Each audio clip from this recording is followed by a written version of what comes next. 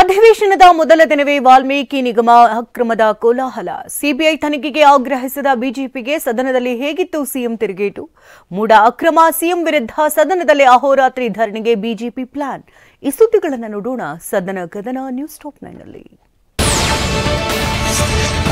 ವಾಲ್ಮೀಕಿ ನಿಗಮದಲ್ಲಿ 90 ಕೋಟಿಗೂ ಹೆಚ್ಚು ಹಣ ಅಕ್ರಮ ವರ್ಗಾವಣೆ ಪ್ರಕರಣ ಮತ್ತು ಮೈಸೂರು ನಗರಾಭಿವೃದ್ಧಿ ಪ್ರಾಧಿಕಾರ ಅಕ್ರಮವಾಗಿ ನಿವೇಶನ ಹಂಚಿಕೆ ಪ್ರಕರಣ ರಾಜ್ಯ ಸರ್ಕಾರಕ್ಕೆ ಬಿಸಿ ತುಪ್ಪವಾಗಿದೆ.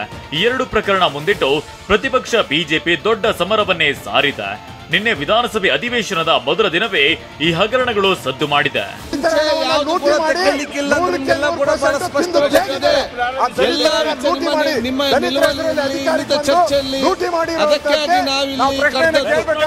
ನಾವು ಯಾವತ್ತೂ ಕೂಡ ಚರ್ಚೆ ಮಾಡಕ್ಕೆ ಎದುರುಕೊಳ್ಳಲ್ಲ, ಚರ್ಚೆ ಮಾಡಕ್ಕೆ ತಯಾರಾಗಿದ್ದೀವಿ.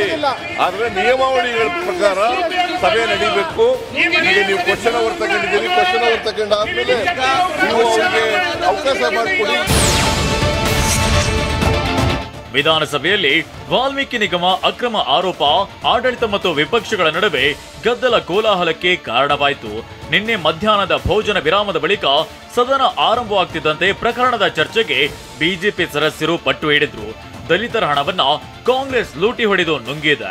ಇದರ ಚರ್ಚೆ ಆಗ್ಬೇಕು ಅಂತ ವಿರೋಧ ಪಕ್ಷದ ನಾಯಕ ಆರ್ ಅಶೋಕ್ ಆಗ್ರಹಿಸಿದ್ರು.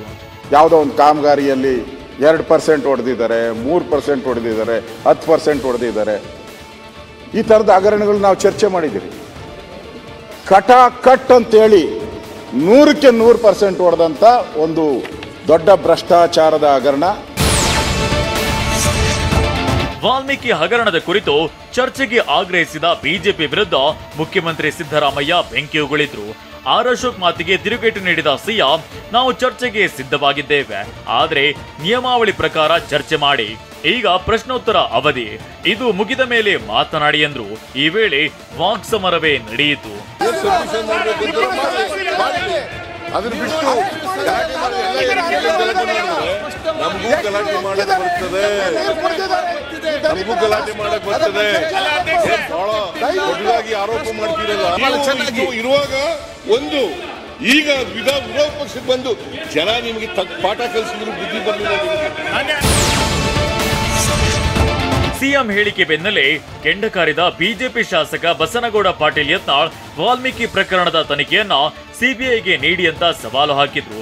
ಅಲ್ಲದೆ ನಮಗೆ ಅಡ್ಜಸ್ಟ್ಮೆಂಟ್ ಬೇಕಿಲ್ಲ, ನಮ್ಮ ಪಕ್ಷವು ಸ್ವಚ್ಛ ಆಗಬೇಕು, ನಿಮ್ಮ ಪಕ್ಷವು ಸ್ವಚ್ಛ ಆಗಬೇಕು ಅಂತ ಹೇಳಿದ್ರು. ಇದಕ್ಕೆ ಪ್ರತ್ಯುತ್ತರ ಕೊಟ್ಟ ಸಿಎಂ ಸಿದ್ದರಾಮಯ್ಯ, ನಿಮ್ಮದೇ ಪಕ್ಷದ ಡಿಎಸ್ ವೀರಯ್ಯ ಅರೆಸ್ಟ್ ಆಗಿದ್ದಾರಲ್ಲ, ಅದರ ಬಗ್ಗೆ ಹೇಳ್ರಿ ಅಂತ ಮರು ಸವಾಲನ್ನ ಹಾಕಿದ್ರು. ಅಡ್ಜಸ್ಟ್ಮೆಂಟ್ ಬೇಕಾಗಿಲ್ಲ, ನಮ್ಮದು ಪಾರ್ಟಿ ಸ್ವಚ್ಛ ಆಗಬೇಕು, ನಿಮ್ಮದು ಪಾರ್ಟಿ ಸ್ವಚ್ಛ ಆಗಬೇಕು. ಸಿಬಿಐ ಕೊಡ್ರಿ. ನಿಮ್ ಸರ್ಕಾರ ಇದ್ದಾಗ ಯಾಕೆ ಹೇಳಲಿಲ್ಲ ಸಿಬಿಐ ಕೊಡಬೇಕು ಅಂತ ಯಾಕೆ ಹೇಳಲಿಲ್ಲ? ಸಿಬಿಐ ತನಿಖೆಗೆ ಆಗ್ರಹಿಸಿದ ಯತ್ನಾಳ್ಗೆ ಟಾಂಗ್ ಕೊಟ್ಟ ಮುಖ್ಯಮಂತ್ರಿ ಸಿದ್ದರಾಮಯ್ಯ, ನಿಮಗೆ ಸೀರಿಯಸ್ನೆಸ್ ಇಲ್ಲ ಯತ್ನಾಳ್, ಏನ್ ಮಾತನಾಡ್ತೀರಿ, ಯಾವಾಗ ಯಾವ ನಿಲುವು ತಗೋತೀರಿ ಅಂತ ನಿಮಗೆ ಗೊತ್ತಿರಲ್ಲ. ನಿಮ್ಮ ಪಕ್ಷದಲ್ಲಿ ಸಿಎಂ ಆಗೋದಕ್ಕೆ 2,500 ಕೋಟಿ ಕೊಡಬೇಕು ಅಂದಿದ್ರೆ, ಆಮೇಲೆ ಅದರಿಂದ ಹಿಂದಕ್ಕೆ ಸರಿದ್ರಿ ಅಂತ ಕಾಲೆಳೆದ್ರು. ಯಾಕೆ ಆಗ ಸಿಬಿಐ ತನಿಖೆಗೆ ಕೊಡಿ ಅಂತ ಹೇಳಲಿಲ್ಲ? ಬಾಯಿಗೆ ಬಂದಂತೆ ಸುಮ್ನೆ ಮಾತನಾಡ್ತೀರಲ್ಲ ಅಂತ ಯತ್ನಾಳ್ ವಿರುದ್ಧ ಗುಡುಗಿದ್ರು. ಯತ್ನಾಳ್ ಅವರೇ, ನೀವು ಸೀರಿಯಸ್ ಮಿನಿಸ್ಟರ್ ಆಗಿದ್ದೀರಿ, ನಿಮ್ಗೆ ಸೀರಿಯಸ್ನೆಸ್ ಅಲ್ಲ ಸರ್. ಈಗ ಕೇಂದ್ರದ ಮಂತ್ರಿ ಆಗಿದ್ದವರು ಏನಂತ ಗೊತ್ತಿರಲ್ಲ, ಏನ್ ಮಾತಾಡ್ತೀವಿ ಅಂತ ಗೊತ್ತಿರಲ್ಲ, ಯಾವ ನಿಲುವು ತಗೊಳ್ತೀವಿ ಅಂತ ಗೊತ್ತಿರಲ್ಲ. Won changing your stand always. ಒಂದ್ಸಾರಿ ಹೇಳ್ತೀರಿ 2,500 ರೂಪಾಯಿ ಕೊಡಬೇಕು, 2,500 ಕೋಟಿ ಕೊಡಬೇಕು, ಚೀಫ್ ಮಿನಿಸ್ಟರ್ ಆಗ್ಬೇಕಾಗಿದೆ ಅಂತ ಹೇಳ್ತಾರೆ. ಆಮೇಲೆ ಅದರಿಂದ ಹಿಂದಕ್ಕೆ ಪ್ರಶ್ನೋತ್ತರ ಕಲಾಪ ಬಳಿಕ ಬಿಜೆಪಿಯಿಂದ ನಿಲುವಳಿ ಸೂಚನೆ ಮಂಡನೆಗೆ ಸ್ಪೀಕರ್ ಅವಕಾಶ ನೀಡಿದ್ರು.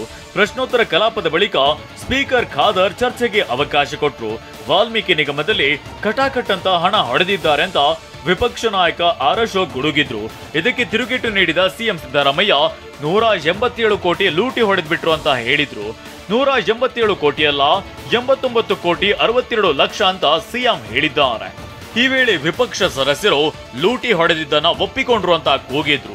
MD ಸರ್ಕಾರ ನೇಮಕ ಮಾಡಿ, ನೀನು ಒಳ್ಳೇನಪ್ಪ, ಆ ಜನಾಂಗಕ್ಕೆ ಏನಾದರೂ ಒಳ್ಳೇದು ಮಾಡು ಅಂತೇಳಿ ನಾಮಿನೇಟ್ ಮಾಡಿ ಟ್ರಾನ್ಸ್ಫರ್ ಮಾಡಿ ಅವನಿಗೆ ಅಧಿಕಾರ ಕೊಟ್ಟು ಸರ್ಕಾರ, ಮುಖ್ಯಮಂತ್ರಿಗಳು, ಇಲಾಖಾ ಸಚಿವರು ಕೊಟ್ಟು ಕಳಿಸಿದ್ರೆ ಈ ರೀತಿ ದಲಿತರ ಹಣವನ್ನು ಲೂಟಿ ಮಾಡಿ ಇದೊಂಥರ ಅಲ್ಕಾ ಕೆಲಸ. ಅಂದರೆ ಯಾರು ಆ ಸಂದರ್ಭ ನೋಡಿ, ಆ ಸಂದರ್ಭವನ್ನು ದುರುಪಯೋಗ ಮಾಡ್ಕೊಂಡು, ಚುನಾವಣೆ ಸಂದರ್ಭವನ್ನು ದುರುಪಯೋಗ ಮಾಡ್ಕೊಂಡು ಯಾವುದೋ ಒಂದು ಕಾಮಗಾರಿಯಲ್ಲಿ 2% ಹೊಡೆದಿದ್ದಾರೆ, 3% ಹೊಡೆದಿದ್ದಾರೆ, 10% ಹೊಡೆದಿದ್ದಾರೆ. ಈ ಥರದ ಹಗರಣಗಳು ನಾವು ಚರ್ಚೆ ಮಾಡಿದ್ದೀವಿ. ಕಟ್ ಅಂತೇಳಿ 100ಕ್ಕೆ 100% ಹೊಡೆದಂಥ ಒಂದು ದೊಡ್ಡ ಭ್ರಷ್ಟಾಚಾರದ ಹಗರಣ. ಆಮೇಲೆ ಇನ್ನೊಂದು ಹೇಳ್ತಾರೆ ಮಾನ್ಯ ಅಧ್ಯಕ್ಷರೇ, 187 ಕೋಟಿ ಲೂಟಿ ಹೊಡೆದ್ಬಿಟ್ರು, 180 ಹೊಡೆದ್ಬಿಟ್ರು ಅಂತ ಹೇಳ್ತಾರೆ. 187 ಕೋಟಿ ಅಲ್ಲ, 89 ಕೋಟಿ 62 ಲಕ್ಷ. 187 ಕೋಟಿ MG ರೋಡ್ ಬ್ಯಾಂಕಿಗೆ ಹೋಗಿ ಜಮಾ ಆಗಿದೆ ಅಷ್ಟೇ. ಲೂಟಿ ಹೊಡೆದ್ರೆ ಅಪ್ಡೇಟ್ ಆಯ್ತು. ಕೂತ್ಕೊಳ್ರಿ, ಮುಖ್ಯಮಂತ್ರಿ ನಾನು ನೋಡಿದ್ದೀನಿ, ಇಂಥವೆಲ್ಲ ಬಹಳ ನೋಡಿದ್ದೀನಿ. ಕೂತ್ಕೊಳ್ರಿ. ಅಲ್ಲ ರೇ, ವಿರೋಧ ಪಕ್ಷ ಮಾನ್ಯ ಅಧ್ಯಕ್ಷರೇ, ತಪ್ಪು ಮಾಹಿತಿ ರೆಕಾರ್ಡ್ಗೆ ಹೋಗಬಾರದು. ವಿಧಾನಸಭೆ ಕಲಾಪಕ್ಕೂ ಮುನ್ನ ಬಿಜೆಪಿ ಸದನದ ಹೊರಗೂ ಪ್ರತಿಭಟನೆ ನಡೆಸಿತು. ಶಾಸಕರ ಭವನದ ಬಳಿ ಇರುವ ವಾಲ್ಮೀಕಿ ಪುತ್ಥಳಿ ಬಳಿ ಬಿಜೆಪಿ ನಾಯಕರು ಪ್ರತಿಭಟನೆ ಮಾಡಿದ್ರು. ವಾಲ್ಮೀಕಿ ಅಭಿವೃದ್ಧಿ ನಿಗಮದಲ್ಲಿನ ಅಕ್ರಮ ಸಂಬಂಧ ಸಿಎಂ ಸಿದ್ದರಾಮಯ್ಯ ರಾಜೀನಾಮೆ ಕೊಡಬೇಕು. ನಿಗಮದ ಅಧ್ಯಕ್ಷರಾಗಿರೋ ಶಾಸಕ ಬಸನಗೌಡ ದದ್ದಲ್ ಕೂಡ ರಾಜೀನಾಮೆ ನೀಡಬೇಕು ಅಂತ ಆಗ್ರಹಿಸಿದ್ರು. ಸಿಬಿಐಗೆ ಕೊಡಬೇಕು, ಮುಖ್ಯಮಂತ್ರಿ ರಾಜೀನಾಮೆ ಕೊಡಬೇಕು. ಇರ್ತಕ್ಕಂಥ ಭ್ರಷ್ಟಾಚಾರ, ದಲಿತರಿಗೆ ಮೀಸಲಿಟ್ಟಿರ್ತಕ್ಕಂಥ ಹಣವನ್ನ ಕೊಳ್ಳೆ ಹೊಡೆದಿರ್ತಕ್ಕಂಥದ್ದು, ಅವರಿಗಿರುವಂತ ಏಕೈಕ ರಾಜಮಾರ್ಗ ರಾಜೀನಾಮೆ.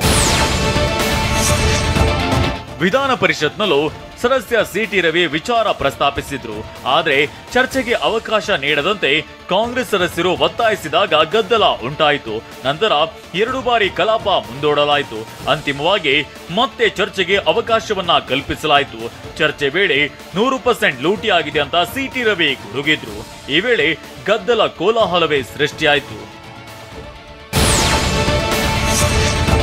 ಮುಡಾ ಸೈಟ್ ಅಕ್ರಮ ಮತ್ತು ವಾಲ್ಮೀಕಿ ನಿಗಮದಲ್ಲಿನ ಹಗರಣ ವಿರುದ್ಧ ಹೋರಾಟವನ್ನ ತಾರ್ಕಿಕ ಹಂತಕ್ಕೆ ಕೊಂಡೊಯ್ಯಲು ಬಿಜೆಪಿ ನಿರ್ಧರಿಸಿದೆ.